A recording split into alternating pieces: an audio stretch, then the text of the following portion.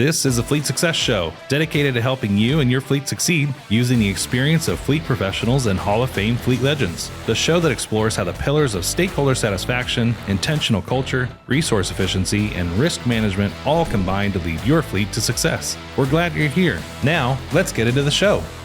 Thanks for joining us for another episode of the Fleet Success Show. I'm Facundo Tassara. I'm joined here today by Bill Griffiths. He is the fleet director for the District of Columbia, Washington, D.C., if anybody doesn't happen to know where this is. Bill, thanks for joining. Thanks for having me, Facundo. I appreciate it. So the first thing, before we get into you telling me who you are and me telling the people who they are, I always remember one thing in particular that always makes me chuckle when you were standing on stage and you were saying a thermal event. I want you to explain to the folks watching and or listening what a thermal event is. So I believe Scott Conlon works at RTA now, right? So he knows what a thermal event is too. And those aren't good things. So in the transit industry, when you have anything that's fire related on a bus or a train, when the NTSB comes in, it is labeled as a thermal event. When I got hired to be the fleet director at Montgomery County, which is just up the road here, I inherited a fleet that had undergone multiple thermal events. And we had to, we actually, NTSB actually was heavily involved in that, right? Because, it's transit, we're moving people. And we had to work with, there was multiple problems, right? We had OEM engineering problems, right? So we were working with the OEM to fix some of the challenges we had there, but we actually had some maintenance problems too with how we were doing brakes and how we were doing maintenance on vehicles. And so it took us a little bit. We ended up getting rid of all of those buses and got some new buses in to replace it. But that was actually a challenging time for us because when we were at Montgomery County, we went through a couple different things. We also, when I was at Montgomery County, we found the steering disconnect problem that was happening on Ford Crown Victoria police cars, where the steering coupling was actually coming loose and police cars were crashing. We took, I want to say it was 800 police cars out of service in one day, and brought them through. I know it was painful, and brought them through and inspected them, and then worked with Ford for them to come out and figure out what that solution was, and getting those and replacing all those. And we actually had that incorporated into our PM checklist, because we had police cars coming in with the mileage that we had in the county. Police cars were coming in for service every 4 weeks. And so every time they came in, we had to do an inspection on that steering coupler to see if it had, it was in a position that it needed to be replaced. They were national back order. I remember we had stocks of them in our parts room. Always remember that. So, okay. So if this is the first time you're listening to the show, I'm Facundo Tassara. I'm the Fleet Success Ambassador here at RTA. I've been in fleet for 25 years. I've been a government fleet manager. I've gone to tech startup and helped launch a couple companies. And now here I am at RTA doing some fun stuff here. So Bill, tell us a little bit about you. I have been in the fleet business for 34 years now. It seems like just yesterday. I started out in the military. I was a heavy equipment mechanic working on all sorts of specialized equipment, had some really great assignments during my tenure there. About 11 years into my career, I got my first fleet job. I worked for the Forest Service. I was a regional fleet manager out in Colorado. And during a presentation, I got on a national committee. During a presentation, I ran into a friend of mine that said, "Hey, the Smithsonian is hiring for their very first fleet director." And I remember thinking to myself, how cool of a job would that be? And I was hired, and I was the first fleet director for the Smithsonian. I did that for about 5 years, and that was a global fleet. We had the fleet all over the world, to include all of the marine vessels that we managed. I got to travel and see. I got to go to Africa and Panama, and all the different sites, not just what most people know about on the mall. And then I got the opportunity from there to go to Montgomery County. I was the fleet director at Montgomery County for 5 years. Got to work with Scott Conlon, who's a great, intelligent mind. He's one of the best in the business. And then from there, I went up to Boston, where I'm originally from. I'm from South Boston.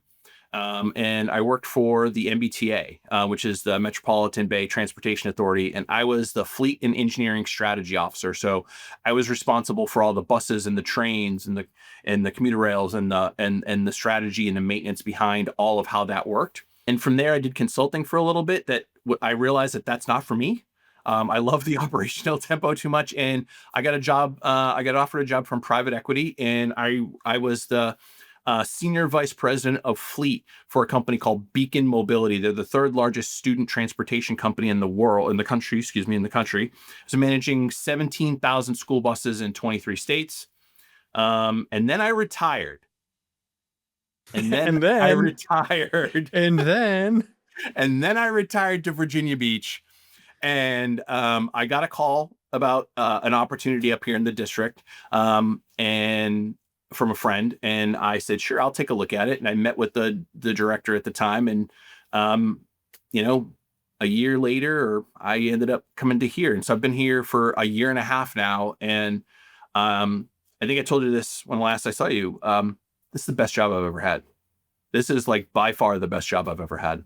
Yeah, that's awesome to hear that. So, okay. So what we're talking about today is something I'm actually kicking off this series with our podcast. Kind of talking about fleet management 101. And the reason that I wanted to talk to you about this, because we connected over this when we first met. And so what we've noticed is that when we go to trade shows or even our own event, we'll have folks on stage, or, we'll be attending an event where we're just sitting in the crowd and watching a fleet professional on stage and sharing stories and talking about things. And then you're looking out in the crowd and people are like, whoa, like, what are they talking about? Right. It's pretty, it's over their head.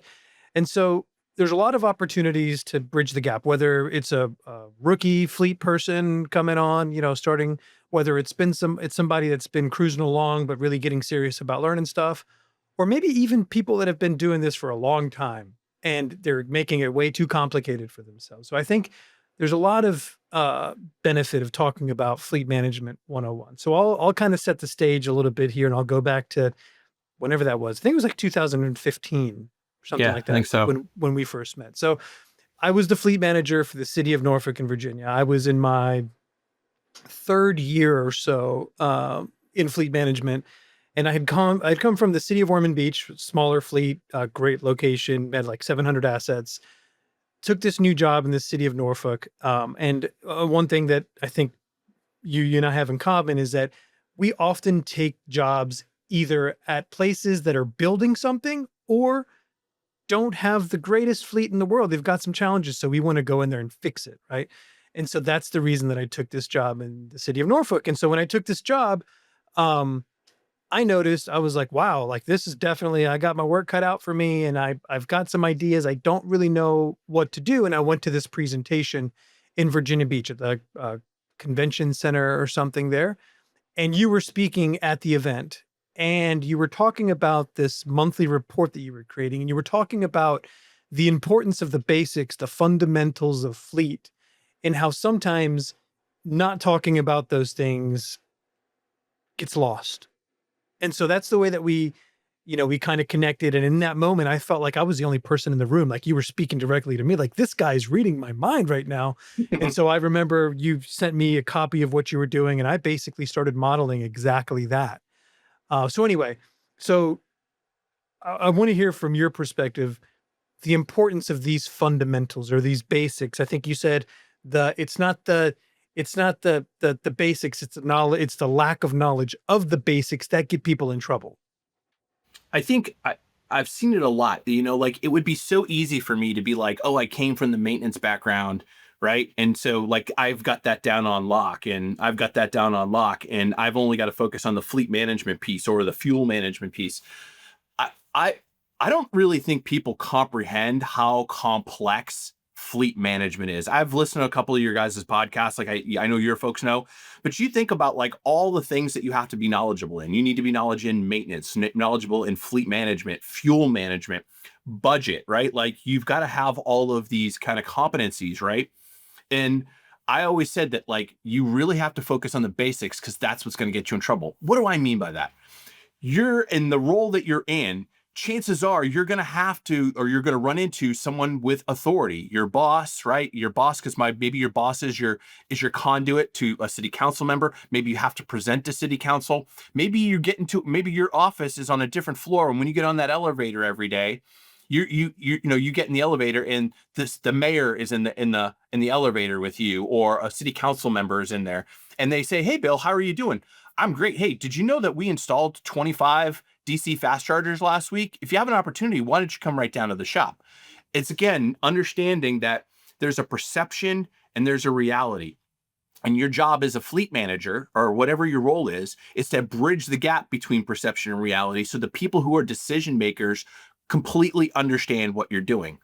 And I used to say this was foundation of success. What do I mean by that? Vehicle types. When I was a consultant, one of the first things I found that people, their hierarchies were a mess. Like, what do I mean by hierarchy, right? Hierarchy, like in an organization, from like with a district, like from the mayor's office, and then there's the deputy of like operations, deputy of public safety, and then they have sub-organizations all the way down, right? If vehicles aren't properly put into the right category, right, or if it's not aligned with a financial category, that becomes problems with billing, with capital planning, all of that stuff. So that needs to be right. Vehicle classifications, whether you use NAFA, APWA, I've seen homemade class codes where sedans are 1, light duty pickup trucks are 2, and it doesn't matter what you use, but be consistent about it, because you'll see, I've been in many fleets, when you go in there and you run a fleet report and you see half your fleet is not characterized properly. So that's foundational stuff, right? Foundational stuff, right? Make sure your accounting codes are right. Make sure your vehicle classes are right. And then the next thing that I would say is like, how do you do maintenance, right? Like, how are you capturing maintenance? Do you use VRMS codes? Are you using ATA codes? Are you using like a repair code system like Faster, or however you're using it? Is that up to date? Does that need to be updated? Because one of the things you're going to need to look at is how you're performing at a very basic level, and you want to know where your hours of work are going. It was one of the first things I did here, was look at like, okay, I know that I spend 18,000 hours of maintenance hours, right? Where do I spend those 18,000 hours? Well, I can tell you, I found a lot of them were in breakdowns, road calls, tows, failure and service items. So I immediately knew that my PM program was in problem. And then, so I could talk about this for hours, man. Like that's the basic stuff at a very foundational level. You probably saw that I created like a little like foundational chart where I say, at your foundation, these are the things that you need to be able to do. Your class codes, like your replacement cycles, like all that basic stuff. And then in between is what I used to call transactional data. And that's like your work order data, your mileage, your fuel transactions, all of that stuff. But it starts at that basic level. So knowing how many vehicles you have, that should be in your pocket all the time. Not only how many vehicles you have, how many types of alternative fuel vehicles that you have, right? And especially if that's a big thing with council or committees that have an influence on the city, hey, we have 3,900 vehicles and 37% of my fleet are alternative fuel. And that 37%, I've got 342 electric vehicles. I've got, 245 CNG. Like you need to have that information. You shouldn't have to say, hold on, I got to run a report. Like you should have that stuff like on the regular. Well, it's like you said at that presentation, and I'm pretty sure I told you this, but so one of the things is like, so when I noticed at the city of Norfolk, like obviously the shop was on the other side of town, there was a city hall. The city manager's office was on the 11th floor. And so I knew that we didn't have the best relationship, or Fleet didn't have the best relationship with other folks. And so I knew that. I was like, look, if the 11th floor, anybody on the 11th floor, city manager, deputy city manager, anybody needs anything from Fleet, I'm going to personally go down there and be like, hey, what do you need? Right? If they need a vehicle picked up, hey, what do you need? And so it was not that long after I attended that, event in 2015 where I had put together this, Fleet elevator pitch. And ironically, what I was trying to do was bring in alternative fuel vehicles into the city at the time, 2015, fairly early at that time. And so I had dropped off an electric vehicle for the city manager to drive around for a couple of weeks. And I finally went to go pick it up to see what he thought and whatever. Picked it up and he's like, oh, I went up to his office. He comes out and he's like, oh, shoot, I forgot. I left some stuff in the car. Let's go ride down. We'll go down together. I'll grab the stuff. You just take it from there. Perfect. So as I'm walking with him, I'm like, here's my opportunity to tell him. And right as I'm thinking this, I'm like, in we go to the elevator, right? My elevator pitch, 11 floors, walk out, and I'm giving them these basic things that we're doing. And, I noticed at the time that, I was kind of touching on some things. I was like, he doesn't care about my challenges particularly. He wants to know about the solutions to my challenge, or like, what am I doing about my challenges? He knows I'm going to have a problem, or he knows I'm going to have goals. What am I doing about them? And so that's when I started, really creating this elevator pitch. I had those basic things, those fundamental things that you talked about. I knew him. I started throwing those things at him. He's like, oh, cool. This is great. Perfect. When I got here last May, I literally spent the first literally 60 days meeting with every customer because I was getting feedback from leadership and from like the OBPM, which is the budget office, and what they call OCA, which is the city administrator's office, that we were slow to get things done. Things were constantly breaking down. So I spent the first 2 months meeting with customers. I pulled their data before I went there and like put on my bulletproof vest and was like ready to take it. Right. And for someone like me, I just literally had to just shut up and kind of color, right? Like I needed to shut up and listen because I needed to get that feedback about, hey, like, can we schedule? Why don't we have an online scheduler? Like, and when we drop something off, they don't look at all the problems. Why do I have this many breakdowns? And so we took all that back from all our customers. And one of the first things we did was, especially with the customers that had the most problems, is I started daily calls. So we have, to this day, we have some weekly calls and we have daily calls. We've toned them down because our progress has gotten a lot better. But I have a daily call with DPW. I have a daily call with DDOT. I have a weekly call with DGS. And they get, they all get the daily out of service report, which was one of the first things we put together, which was a daily out of service report and what their fleet, basically their fleet availability. And then what is their ETAs on what's in the shop. That was a quick way to kind of start tamping down, kind of like, getting ahead of the problem, right? But that's a basic thing. Your customer is it for you, right? Like you've got to make sure that they're happy, because if they're not, they're going to be very vocal to their director, to their council member, and then that's going to come up, and then you're going to end up getting questions about, like, hey, how do we purchase vehicles? Why is, the DGS is like, they've had their vehicles on order for 6-7 months. Why are they still on order? Because no one from fleet told them that we were still dealing with the back end of supply chain problems, and those specific vehicles were customized. And they were like 18-month windows for order, right? Which is still ridiculous. But again, it was because we did not communicate that to the customer. Then it got to the CA's office, and the CA was like, so tell me, how do you buy vehicles? Why do you have so many problems? We didn't have problems. We had like 2 problems, but everything gets blown up. But you get ahead of that, your customer is very happy. And then I see the city administrator, or I see somebody else, and they're like, hey, I was talking to the director of so-and-so the other day. They're really pleased with the level of service that they get when they go to see you. So you see, you need to get ahead of that. Like, like to me, customer service is like at the very top, along with communication, like, availability. Yeah, I mean, the communication, but I think, so like, I mean, talk a little bit about like, so I remember, it's been a while since I've actually looked at it. I was actually telling somebody about this the other day that I was going to share a copy of the one that I had.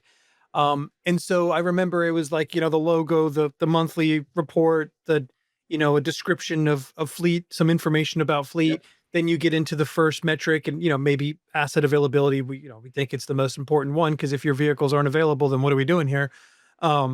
And it was a description of industry benchmarks with information and trends. And then you had some charts and stuff. So talk a little bit about those and some of the things that you had in those.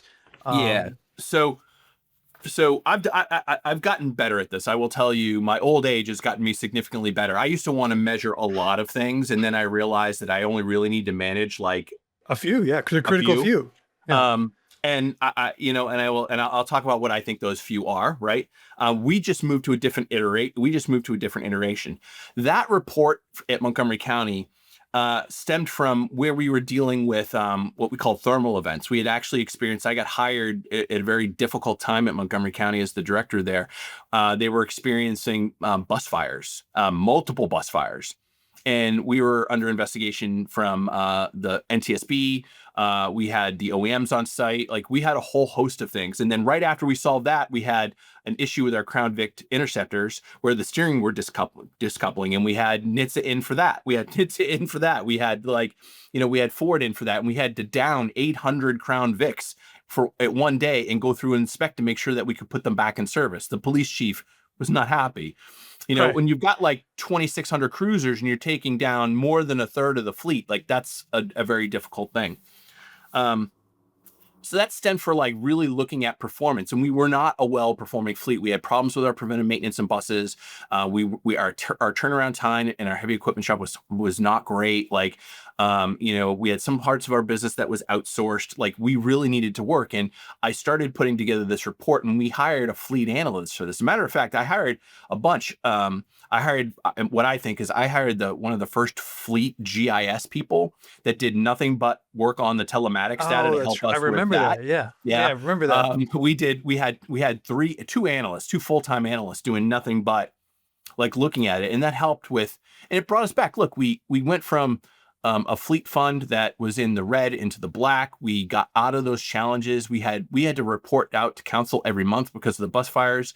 We got our replacement fund back. We were on the watch list for the FTA, which means we were in danger of losing our money. That can't be a good thing, right? Yeah, it can't be a good thing. So, like, I will tell you, so I've been here a year and a half. I got here right in the middle of budget season. And so when we were looking at maintenance, so the things that I look at, we started looking at about 5 core things, and we made everybody and taught everybody those 5 things, right? And then created an automated report. The 5 things were: first, fleet availability. We don't do it availability. We call it availability, but internally we call it out of service. It's the out of service report. Right. And our goal was, the city goal was 8. I made our internal goal 5, right? Like, so we had that, and we literally went from a 21% out of service rate to September. We had 5%. We've been at 5% for about 6 months now. So it was above 90% availability, 95% availability. Yeah, 95. We were sitting at 95 availability. Right. We looked at comebacks and tows. Comebacks were at over 10% last May. They're down at 2% now, which 2%, our work orders are way down too as well. We were averaging like almost 2,000 work orders a month. We average about 1,300 now. So we don't do as much work. So the percentages are normalized. I looked at PM compliance when I got here last May. It was at 74%. We revamped our PM program, and took back. We were actually outsourcing a little bit of our work. And our PM compliance now is 98. So like, that's a huge piece. I looked at absenteeism. Because that kind of was a problem because we were dealing with some issues. And those were kind of like the 4 things. And then we generated a report every day that gets automated out, right? I have an analyst, and he would create this report, and he created it for me. I was actually doing it in Excel by myself, and then he automated it, and it pushes that out every day by shop. They see that. Well, we're entering, as you know, we're in a new fiscal year that started a couple weeks ago, and now we're publishing. Now we've just went, and I'll show you a copy of this, but we just published our very first. Now we moved from that 5 KPIs to now we've got about 12, and we run a scorecard. I can send this to you, right? Yeah. A scorecard, right? And what this looks at is out of service, turnaround rate, work order cost, percentage of parts in labor, right? So you're looking at, like, because we're an internal service fund, so how much we're charging, our scheduled versus unscheduled, our failures in service, our comebacks. We implemented QA/QC, what our QA/QC rate was and what our failure rate was, and then our technician efficiency. And then they are now responsible for their parts and overtime budget every month, right? So we've given them a budget. So when you say that, you mean individual shops? The individual shops. And then, so they get that at the start of the month, and then they have a week to fill this out. So, and what this is their performance review for the month. And the first question is, what were the factors that contributed to your shop's performance? So a reflection of how they've performed, right? How they performed. What factors restricted shop performance? What actions are you taking to improve performance? And then they have an option. So they had to fill all this out. And then we go around the room. We have we have a weekly maintenance meeting, but this one once a month is 2 hours. And we go through it. I bring snacks and stuff, right? And then we go through and we go through and they're not allowed to use like, oh, I'm missing 2 guys. Like we call a lot of BS on some of that stuff. But like at the end of the day, they go through that. And by doing that, right, we started up with foundational data. They had a year under that foundational data. We're starting this new process. And now they're understanding. And it's great when you hear a guy say, he goes, yeah, my unscheduled work went up last month. And I noticed that my failures in service had an uptick and my comebacks were directly related to that. So like it's good now that they're seeing, because we took the time to show them all this and they get all that, right? Hey, I was at 67% on my tech efficiency this month. And I can tell you why, right? Like, and he was able to walk through some of that. So I think I'm proud of that, right? I am proud of the fact, because I think that's the kind of stuff. Start small. It doesn't have to be like those 9 metrics that we look at. You can start with 5. But make sure they're the 5 that matter, right? And to me, that is fleet accountability, looking at your reliability, your failures in service, your comebacks, right?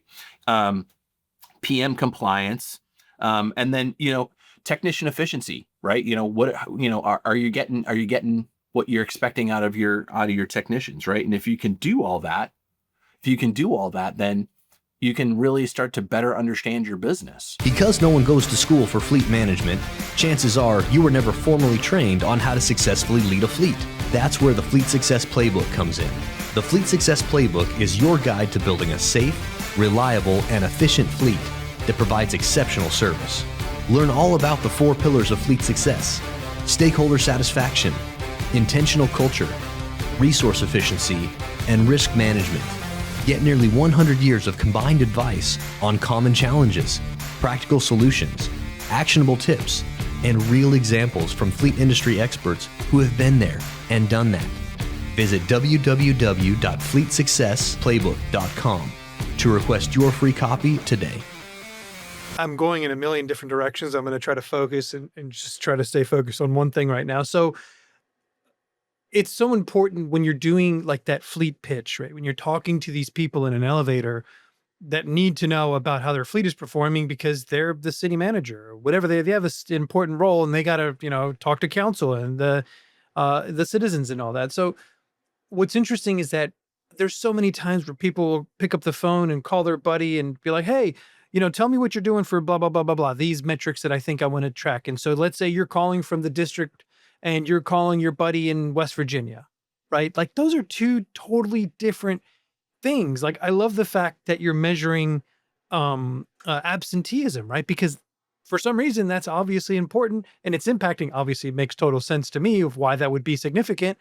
But I think that's what's really important is that, I think there is these ties to one another. I like to call them like the feeder metrics. So you have fleet availability doesn't just live by itself. There's reasons why the fleet isn't available. Well, what are they? Absenteeism, parts availability, it could go on and on and on, right? I love that. So it's funny. So I think that's also, you brought up a really good point. I just pulled it up, right? So you should want to know what's comparable because you're going to get asked. How do we perform? I know they asked me this like 6 months into being here. They were like, Bill, how do we perform against all the municipalities around us? And I'm like, well, that's a real unfair assessment, sir. And he goes, well, what do you mean? I said, we're 61 square miles, right? So our utilization on our vehicles is not going to be the same as Montgomery County, which is 491 square miles, which is just north of us. Baltimore would be the closest at 80 square miles, right?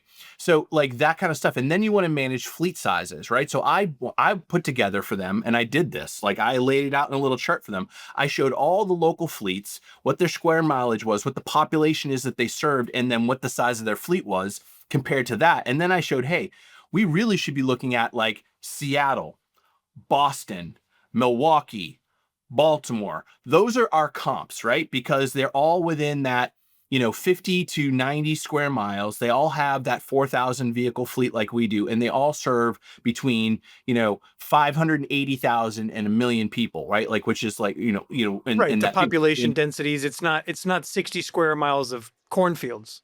Exactly. And we were able then to say, I can now reach out to Baltimore. I know the fleet manager because I used to live up in Boston. I can reach out to the fleet manager in Boston, right? Like, these are things where I can say, hey, look, but here's the thing. We started this thing out talking about, do you have your basics right? Because it's one thing, what you might call something, another fleet might have it characterize something differently. So you need to be very careful that you're kind of gauging apples to apples when you're trying to do,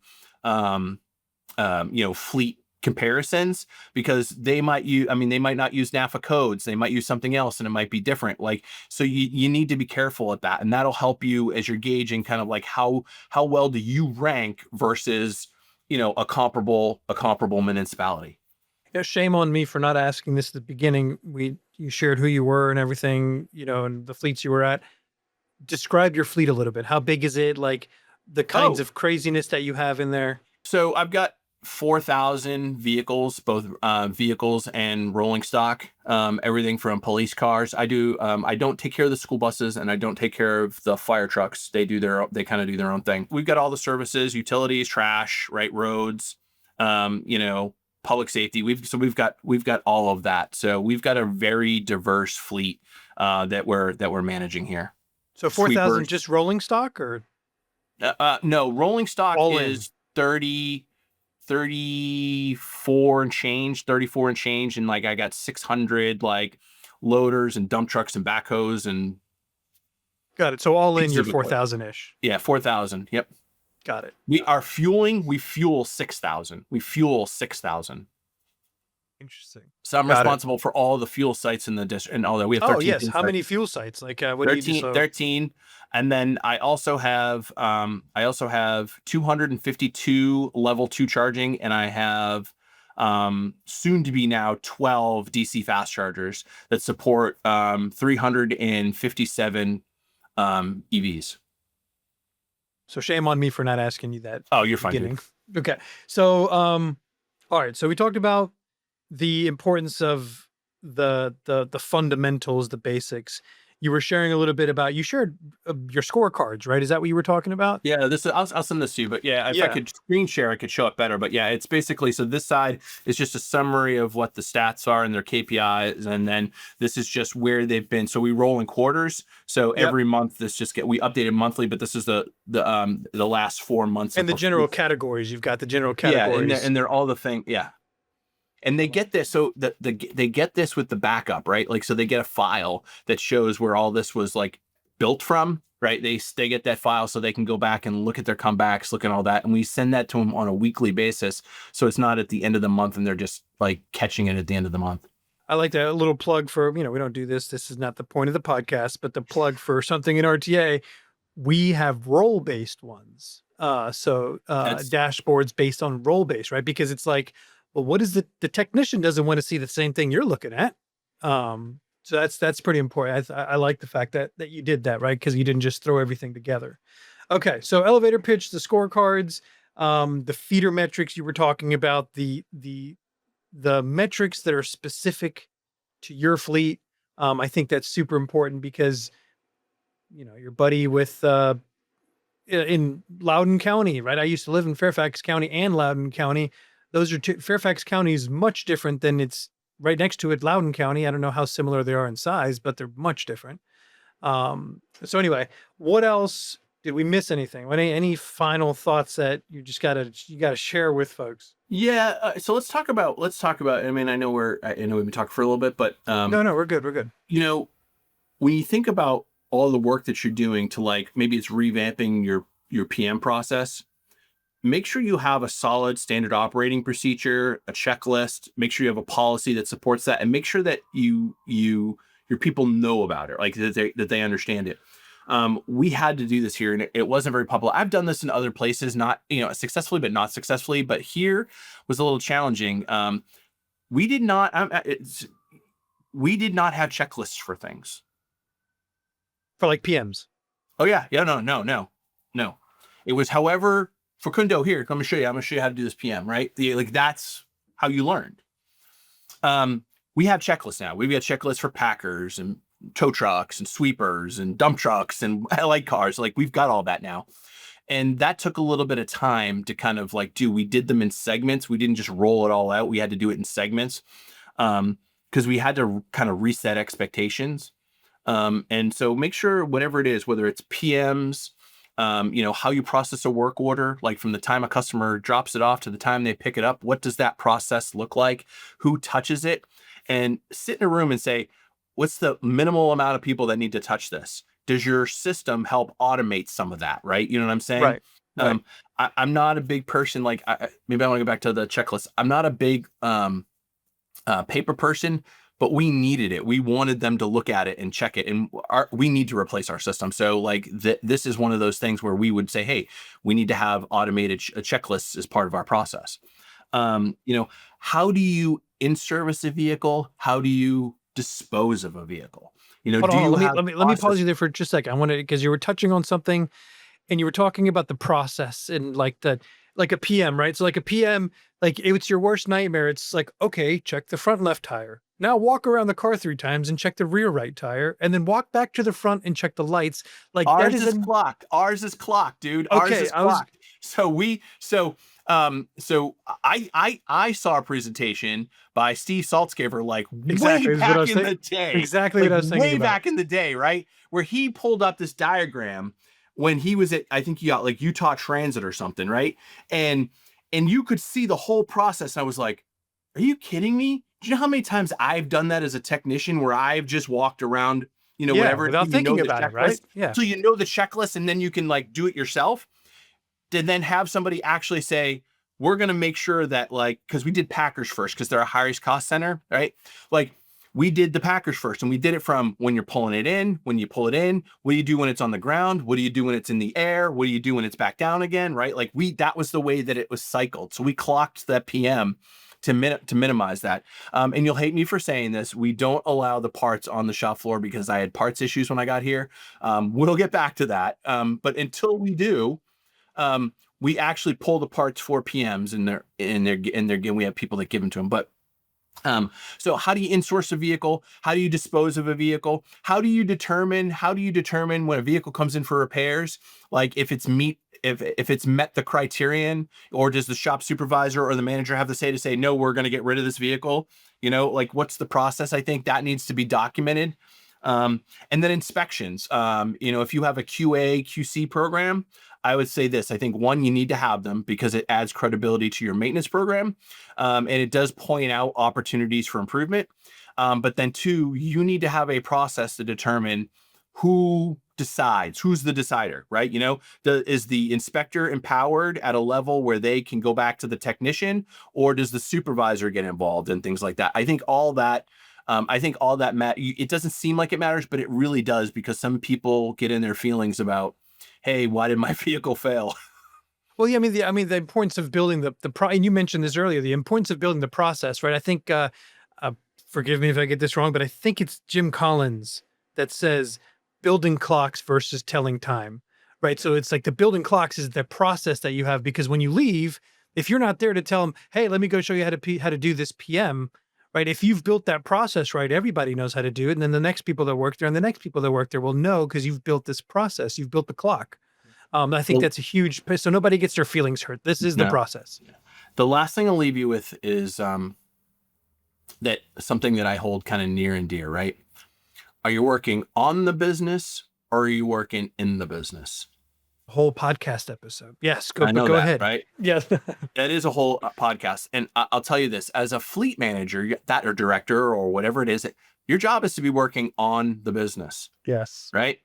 And you need to be teaching, mentoring, empowering those below you to work in the business and helping them work on the business, right? As well, like that, if you're going to help them grow and take your position. I've got 2 young executives here that are just incredible. My fleet officer and my maintenance officer are just 2 incredible young men that are like, if I leave, this place is safe. But all seriousness, it took me a few years in my life to figure out like on the business, right? you need to be thinking about like what you're doing next, and not just next in 6 months. What are you doing a year from now? What are you doing 2 years from now, 3, 4, 5 years from now? And how are you going to get there? Like you need to be thinking about how EVs are going to affect your fleet. You need to be thinking about how it might be hydrogen. You need to be thinking about like, what does the next generation of technician look like? And how does that technician interact with what you're doing for business? Like, I think working on that business strategically, how are you modeling for replacements? How are you taking care of preventive maintenance? How are you taking care of preventive maintenance? And what does that look like in an EV world or an advanced vehicle world? That's the stuff that you need to be working on constantly. We're dealing with a lot of technology. We're looking at transitioning. We have telematics in 3,300 vehicles. We're looking at transitioning to full onboard video safety telematics to go along with that. So because to manage that piece, we're working with the Office of Risk Management here with the city. We're doing the ISAs, which is speed assistant, which is essentially like a real-time governor based off of satellites and GPS. We have over 300 of those devices installed in vehicles across the district.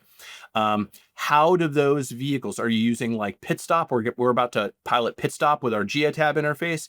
Like, how do all of these things play into your business? That's what you should be working on. And make sure you're focusing on the business and you're bringing your leadership along with you for that ride and involving them every step of the way. I love it. I mean, I think the analogy or the example that you gave and I remember, so the difference, and again, this is a whole podcast episode, but the difference of working in the business and on the business. And very simply, like you said, with EVs, like EVs isn't a thing where it's just like, we need EVs. And then the next day you're like, here you go, EVs all over the city, chargers are there, let's go, boom, right?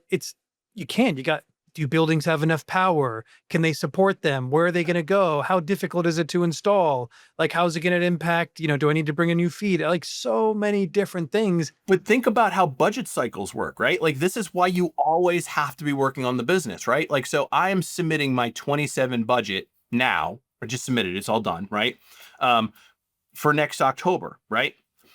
I don't know if I'm going to get any money, right? Until the spring, early, like June. I'm not going to know till June if I'm going to get money. And then I got to start writing contracts or whatever for what I don't already have already. And procurement is difficult enough in government, right? Like, it's already difficult enough. You need to be thinking 2 and 3 budget cycles ahead to where you want to be to prepare yourself to defend what you're asking for. So when it comes time for it, you're ready to go and you're not going, oh, they gave me money for EVs, but I didn't get enough money for charging stations. Or, hey, I'm being asked by council. How come we don't have electric trash trucks? Well, we're exploring that. You can't be just exploring it. You should have already known about it, right? Like, that's when you're working on the business, and empower your leaders to work in the business and be managing maintenance and compliance and efficiencies and all that. Like, you should be looking at it, but that question from you should be, why are we here?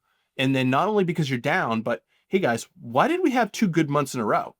I'm not saying that's, tell me how we got there. What did we do differently that we had 2 good months in a row? Right. I think this is probably, we could probably have the world's longest podcast. Dude, I'm sorry. Yes. No. It's fine. Because, for folks that don't know, like we talked about this during the beginning of the episode. We met, you became a mentor, you became a friend, and we talk all the time, whether we're texting about this or like, hey, what do you think? And what should I do? Or how does this work? So will definitely have you back on to talk about, I love the subject of working on the business versus in the business. Such a huge thing. All right. So I'm going to cut both of us off because I know that we can go for a while. Bill, thank you so much for hopping on. Here. And that's it. We'll see you next time. Thanks. We hope you enjoyed the show. If you'd like to help support the podcast, please share it with others. Post about it on LinkedIn or leave a review. Want to learn more about our fleet management software, Fleet 360? Check us out at rtafleet.com. If you want to learn more about having your fleet evaluated by our consulting team, go to fleetconsulting.com.